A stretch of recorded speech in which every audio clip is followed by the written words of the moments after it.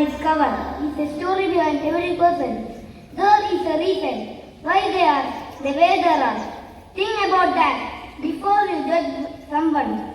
We, the students of class 30, would like to perform a skit based on the topic Never Judge a Book by its cover. Good morning, children. Good morning, ma'am. Children, today we have a new student in our class. Meet Thomas. I hope you all get to know him better. Now, who will sit with Thomas? You. He looks so shabby. I don't want to sit with him. Navya, will you sit with him? Okay, ma'am. Children, shall we look at the multiplication problem? Okay, ma'am.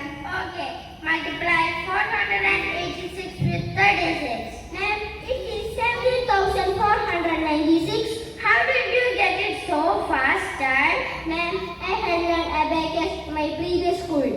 Really?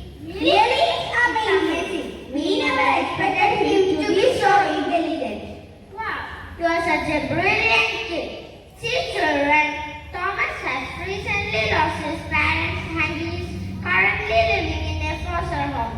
He deserves all your love and care. Sure, ma'am. I'm sorry, Thomas. I made a wrong judgment about you. Will you still be my friend? Of course. And thank you for making me your friend.